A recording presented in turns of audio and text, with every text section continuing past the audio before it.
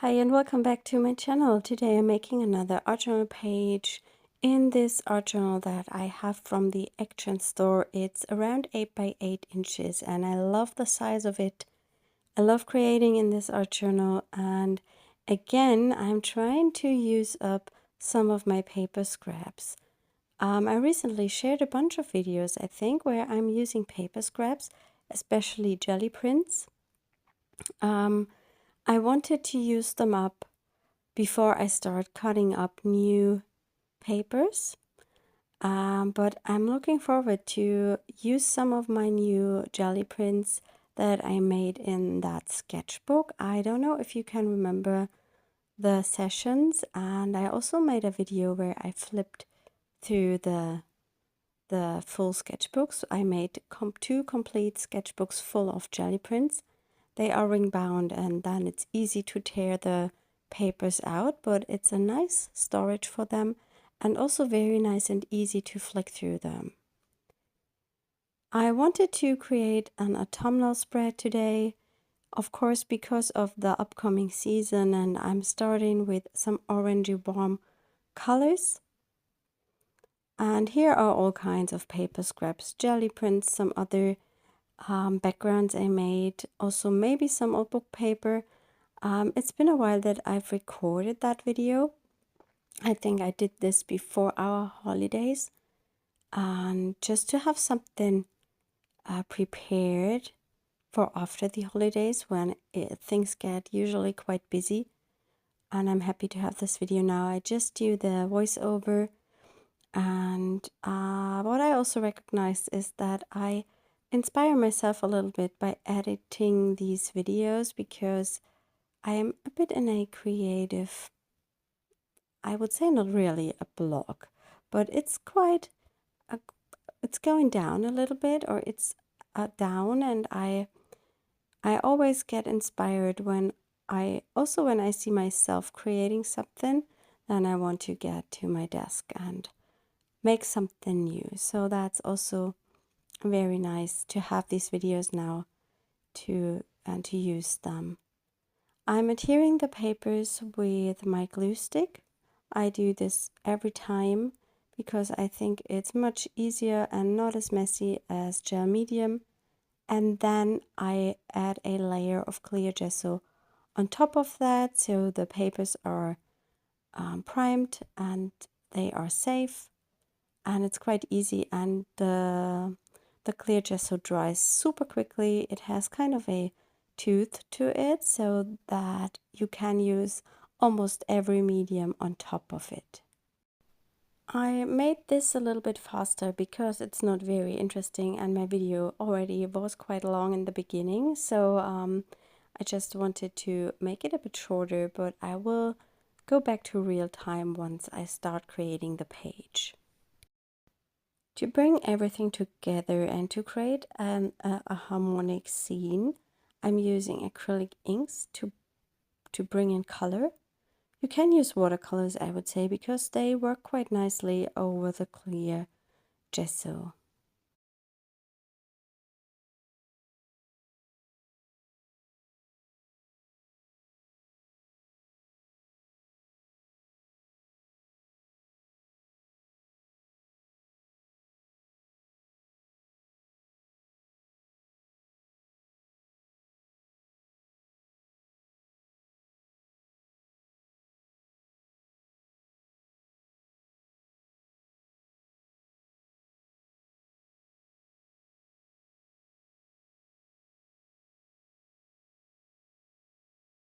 I started with the transparent burnt sienna, and this is phthalo turquoise, I think.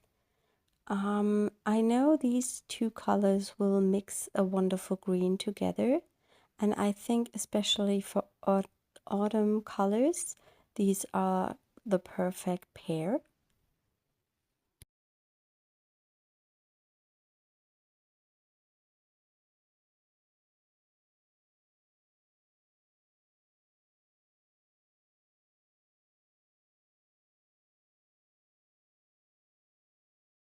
It's important to keep some white areas on the spread to make everything a little bit more dimensional and to give it kind of a moody feel, I think. That's very important, and sometimes it feels quite hard not to cover up everything.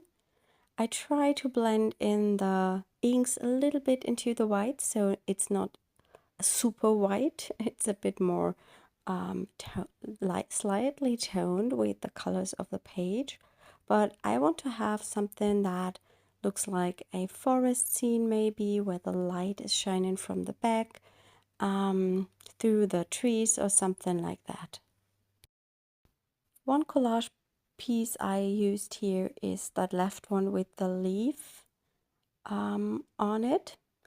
And this one was stamped with acrylic paint, and I did this a really long time ago, I would say. And here I thought finally it will match my whole spread, so I adhered it to the spread. I now go in with Brusho powders because I really love the texture they create. These are water-soluble pigments. They are similar to the Lindy's Magicals or to the Color Burst. If you don't have any of these powders, you don't have to rush and buy those. You can create quite of a similar texture when you are using water-soluble pencils, and just use some sandpaper and rub the pencil on the sandpaper over your page, and then you will get some of these pigments on your page which will dissolve with water. I feel the Derwent Intense are working best for this technique, but I'm pretty sure every watercolor pencil will work. It's not the same as the Brushos, but you can create some really nice and interesting textures.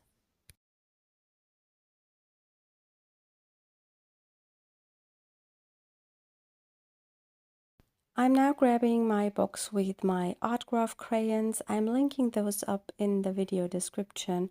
I use especially the white all the time. It's the brightest and most opaque white watercolor I have ever had, and I love to use it for highlights and splatters. I also use the other colors, mainly the black, and I use the others for sketching and drawing in my sketchbook, but sometimes I also use them on my art journal pages.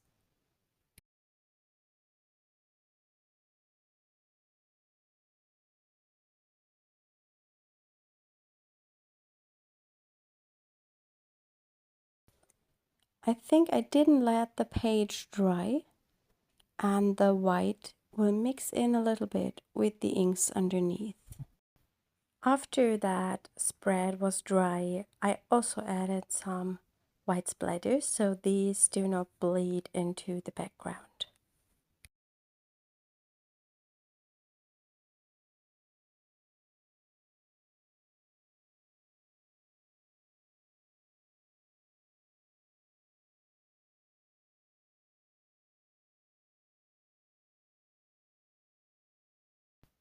And I also wanted to bring back a little bit more of that white space, so I'm painting in some of that white.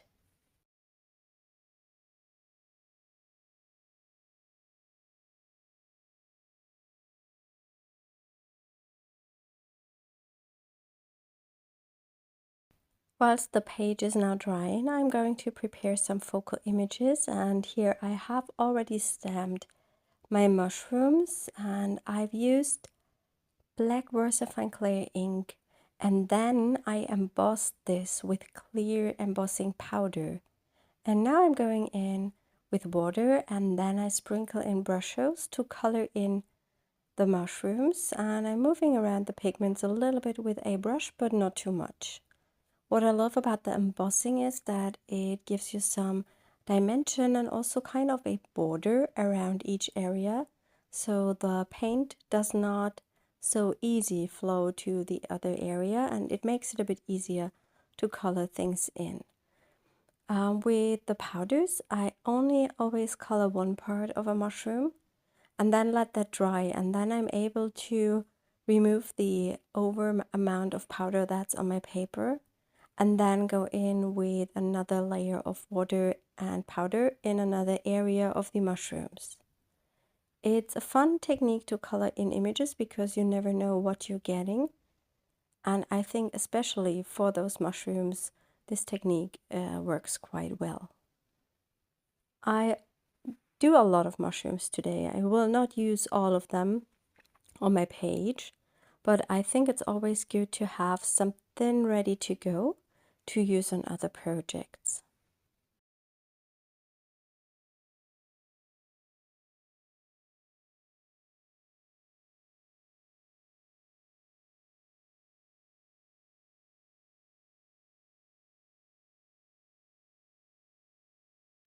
I try to bend the stem of the bigger mushrooms a little bit, so I get some kind of different directions of them, and that works quite nicely. Just if you bend the stems too much on the acrylic block, you get areas where your stamp does not hit the paper.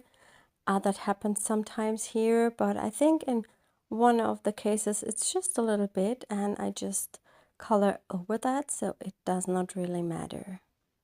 But with that technique, bending your stamp on the acrylic block, you can vary the images a little bit, and that also works quite nice with flowers.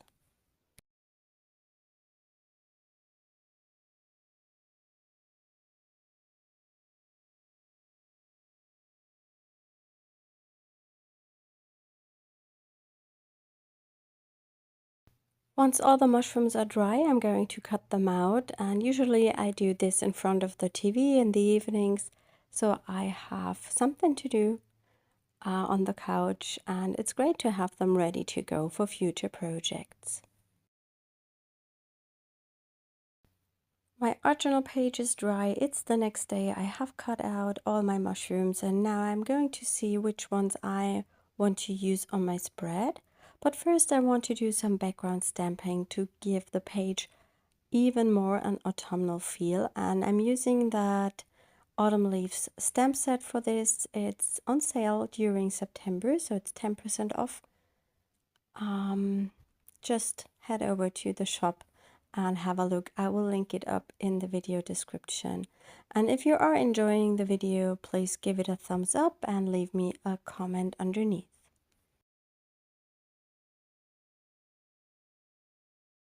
To stamp the leaves, I'm using StazOn inks in different autumnal colors. I don't have in mind which ones exactly I've used. I think it should be the green with these first leaves, and I might also use the plum and maybe something orangey, as it's been a while. I can't really remember, but I think every kind of color that is a little bit warm will work in this case.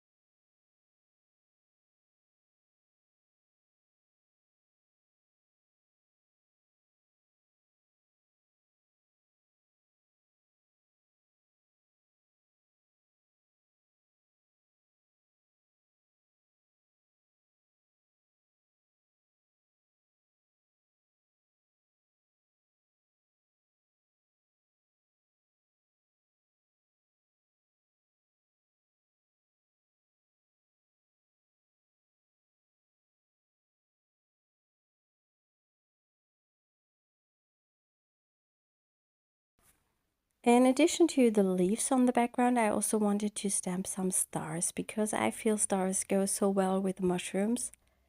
And this stamp is from our Mix It Up #4 stamp set. It's quite a small stamp with some stars on it, but it works so nice when you just turn around the stamp and move it a little bit, turn it around, and then stamp a whole background, and you will not see that that it's just a small stamp that you've used. Here I'm just re-inking my stamp pad because it was running out. I think I mentioned this in my last video, that it's very important to always re-ink your stamp pads, otherwise you won't get good stamp impressions, because if your stamp pad is not full of ink. It will not release enough ink to get a good stamp impression, so you should re-ink them regularly. I really like these stars. I'm using a teal color because it's perfect for the background. I have to stop myself not to stamp too many of them. Now I'm going to arrange the mushrooms on my page, and that's one of my favorite things to do, arranging focal images on a background.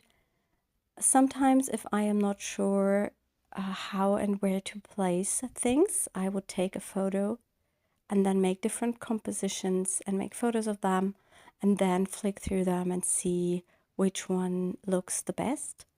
What also helps is looking through the camera onto the page, because then the page is more far away and it's easier to see. Of course, you could also step back and have a look at it. And something else I really like to do is just using a mirror and looking into it on the page, and that just gives you a different view. And sometimes in the mirror things look totally weird, and then you know you have to change things up a little bit. I'm using some liquid craft glue to adhere the mushrooms. This is the glue from Craftelier. I recently ordered this glue together with a glue pen, which you can refill, and I love it. And I've just checked the website, and I think they have quite a big bottle of their glue available, so next time I will grab this one instead of that smaller one, so I can always refill my bottles. I will put links in the video description to all the products I'm using, and there is also a link to the blog post where you can have a look at the close-up images of this spread.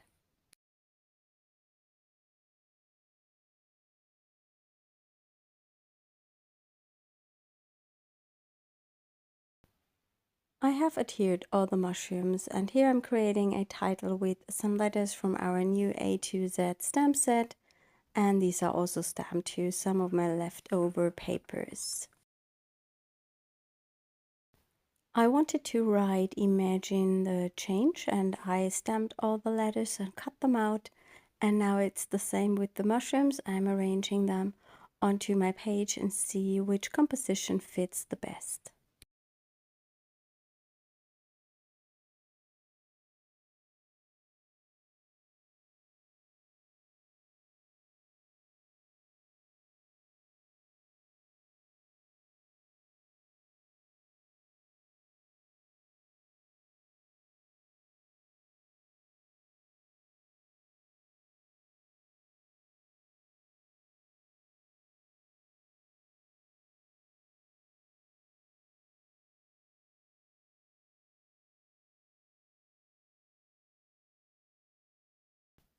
That was my video for today. I hope you enjoyed it and you are inspired, and I wish you a lovely weekend. Bye!